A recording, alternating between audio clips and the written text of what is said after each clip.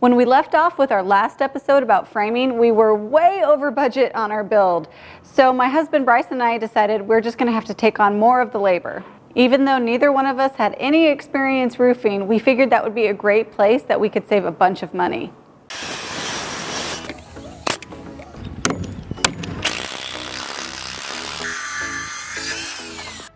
I'm Alicia. And I'm Bryce. And we are building a modern house. We're trying. Hopefully building a modern house. We want a cool contemporary house and we need a workshop, but we have an impossible budget. So that means we have to get really creative and be prepared to roll up our sleeves and do some of the work ourselves. It'll be hard, but it will be worth it. This video is brought to you by DAP Products and presenting sponsor Simpson Strong-Tie. We looked into roofing the entire house and workshop ourselves, but we found out that most product manufacturers won't offer a warranty on their product if it's not installed by a professional. We plan on living in this house for a long time, and so we figured that was not a risk that we wanted to take. However, the roof on our detached workshop is really simple. The workshop also doesn't have any roof penetrations, which means there's no chimneys or pipes or anything sticking up through the roof. Ceiling penetrations is a little bit tricky, and if not done properly, can lead to leaks down the road. Although roofing the shop alone wouldn't save us as much money as roofing the entire house, we decided it was a good place to start as beginners. It took quite a bit of calling around. I think I got bids from 6 different roofing companies, but we finally found a roofer that was on budget and willing to work with us.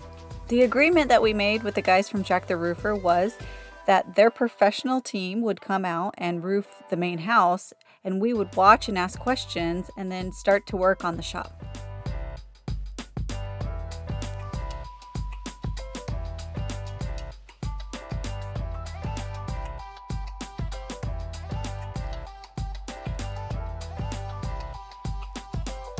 We've received lots of questions about our roofing material selection. There's a lot of options out there for roofing material, and we considered a few of them. The most commonly used roofing materials in our area are clay and concrete tile, steel, and asphalt shingles. I'm going to give you a little bit of information about those 3 options and why we ultimately decided to use the material we did. When talking about roofing products, they are measured in what's called a square, which is 100 square feet. In our part of Arizona, it's rare to see a new custom home built without a tile roof. Tile roofs are incredibly common in the Phoenix area. Several people are frankly shocked that we are not using a tile roof on our house. First of all, tile is definitely not the cheapest roofing option. Clay and concrete tile run anywhere between $300 and $500 a square installed. Tile is also notoriously heavy. It's considered one of the heaviest roofing material options you can choose. You have to consider how all that weight will impact the structure of your house. You kind of need to know that you're going to use a tile roof before you start building, because that much weight on the roof impacts all the structure below it. Our house plans were not designed or engineered to accommodate that excessive type of weight, so tile wasn't a great option. Ultimately, the final nail in the tile coffin was the slope of our roof. Tile is not recommended to be installed on anything lower than a 412 slope. Even at its steepest point, we don't have anything in excess of a 312 slope on our entire house. Just a little side note as well, I don't really care for the look of tile. It definitely signals a very Southwest, Tuscan, Mediterranean kind of look, which is not what we were going for on this house. Steel roofs are beautiful and incredibly durable, but also incredibly expensive. A steel roof installed is in excess of $500 a square. Almost half of our roof is actually a quarter 12 slope, so virtually flat. That really limits our options. Additionally, the only kind of metal roof that is recommended to be installed on a low slope is mechanically fastened standing seam, which is the most expensive metal roof option. Metal roofs are lightweight, and both Bryce and I really like the look of them, but because of the cost alone, we had to rule out that option. So we came to our final option and what we ultimately decided to use on our roof: asphalt shingles. We decided to use a 30-year architectural shingle. Asphalt shingles are one of your cheapest roofing options, coming in somewhere between $120 and $200 a square installed. Shingles are somewhere in the middle of the pack when it comes to weight, but most importantly, they can be installed on a slope as low as 212 pitch. As I mentioned before, we have some virtually flat sections of our roof. Material options for a flat roof are even more limited. We knew we wanted to choose a really dark gray, almost black color. So that made our options for our flat roof pretty much limited to rolled roofing only. That selection also influenced using asphalt shingles on the rest of the roof. Rolled roofing is made out of a similar material to asphalt shingles and has that same granular look on top. Basically, if we wanted the flat roof to match the sloped roof, our best option was to use an asphalt shingle. Personally, we actually really like the look of asphalt shingles as well.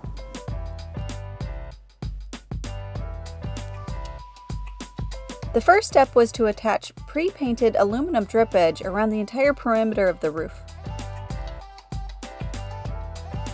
We started with the most critical part of any type of roofing system, the waterproof membrane underlayment. We started by rolling out long strips of the underlayment across the full length of the shop. We then secured the underlayment to the OSB using special roofing nails with plastic washers.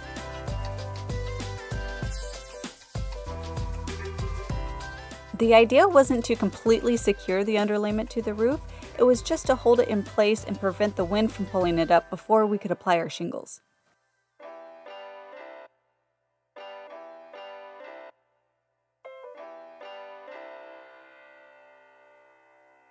The next morning, I discovered something really cool I never knew about roofing. Our contractor had scheduled rooftop delivery for the shingles, which is indescribably helpful considering each pack of shingles weighs over 70 pounds. We also got to watch the delivery guys use this super cool wireless remote to control the crane of the truck.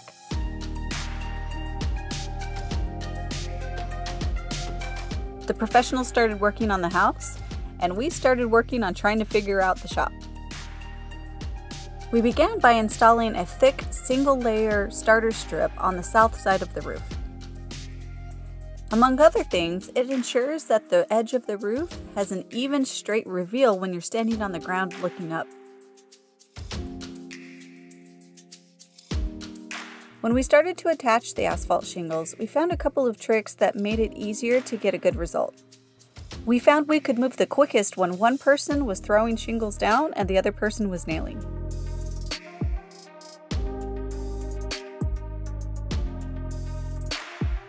It also saved time to build the shingles up, kind of in a pyramid triangular shape, before extending the rows all the way across the length of the roof.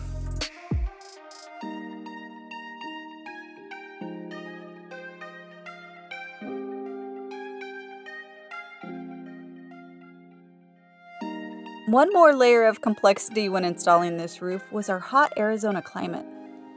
The dark gray shingles got so hot sitting in the sun, they started to soften almost to the point of melting, meaning if you stepped on one, it would ruin the shingle and show a footprint. We tried to stand above our work as much as possible.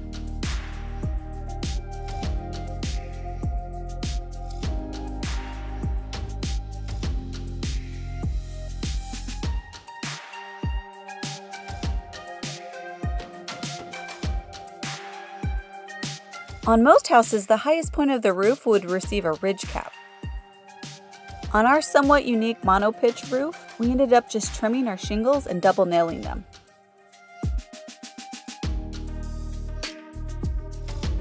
After about 4 days of work, we were able to stand back and see that we laid a pretty nice looking roof.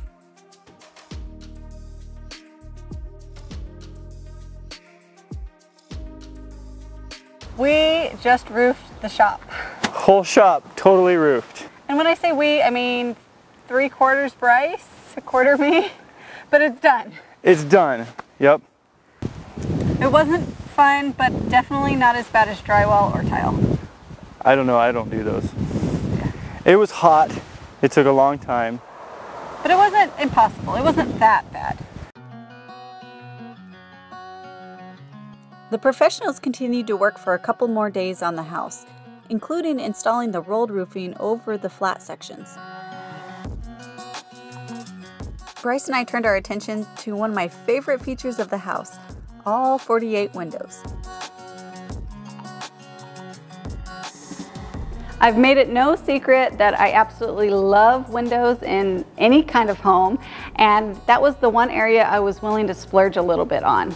The original design of our house called for lots of light and lots of windows in every room, but we actually decided to add even more windows, and we upsized several that were already called for. Because of the manufacturing turnaround time, we actually had to order our windows months ago, well before framing, and well before we had any idea how dramatically over budget we'd be. If we were to order the windows today, we would have been a little bit more conservative and probably wouldn't have added the few extra windows that we did. Our unique climate here in Arizona also influenced why we chose the windows that we did. We knew we wanted a really minimal and dark frame window. Even though a vinyl window might hold up for a really long time, that dark color is going to fade in the intense Arizona sun. The sleekest and lowest maintenance option we had was to use aluminum windows. I know what you're thinking, aluminum transfers heat terribly. Actually, terribly is not the right answer. Aluminum transfers heat really, really well, which is a terrible thing when you live in a hot environment like Arizona. To help offset some of that thermal transfer, we opted for thermally broken aluminum windows. We also upgraded the glass in the windows to make sure that it was argon filled and it had a Sun Coat Max reflective coating applied to the glass. Those options were a little bit more money up front, but they're going to save us tons of money in the long run. Because framing took much longer than we thought and we were a bit delayed, we actually got our windows a few weeks before we needed them. Thankfully, we had a spot in the shop that we could store them until it was time to install.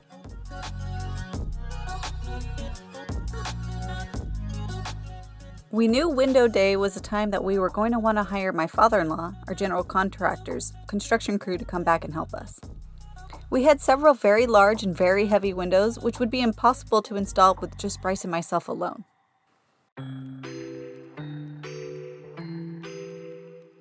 One of the most common areas to see issues with waterproofing in a house is around the windows. We attached synthetic window flashing around the perimeter of the openings, and then followed up with a nice thick bead of Dynaflex Ultra Advanced Exterior Sealant. Dynaflex creates a waterproof seal that's mold and mildew resistant and dries in less than an hour.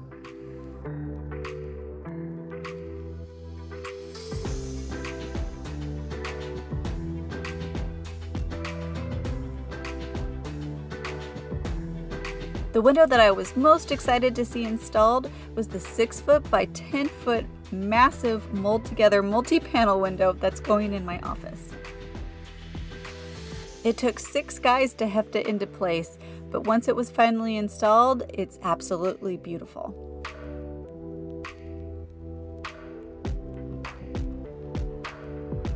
Man, it is so cool in here with all these windows. I am so excited. I already love it. It's nothing but wood, but I love it. It's pretty cool. It's gonna be so cool. We're gonna have such a cool house. So where do we stand now with the budget? We had estimated $12,000 for the roof for both the shop and the house. Even with doing some of the labor ourselves, we were a little bit over budget. The cost of materials for the shop and materials and labor on the house was a little bit over $14,000. So about $2,000 over budget. We had budgeted $14,000 for the windows and installation.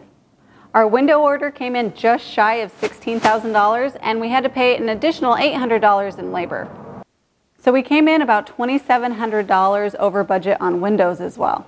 At this point, we have drawn around $104,000 from our construction loan. We paid the $800 for labor to install the windows out of pocket, so that brings our out-of-pocket total just shy of $30,000. I know it doesn't seem like it, but we are actually getting closer to being on budget than we were before. Bryce and I are doing more and more of the labor ourselves, and we're really hoping to bring the cost of some of the additional trades down dramatically.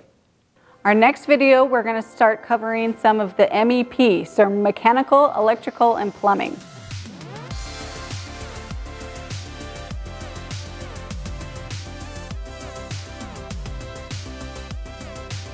If you want to catch up on the house series to this point, make sure you check out this playlist. And if you like other types of DIY content, check out this video. Make sure you're subscribed to the Pneumatic Addict channel and getting notifications so you don't miss the next steps of the build. As always, thanks for watching, guys.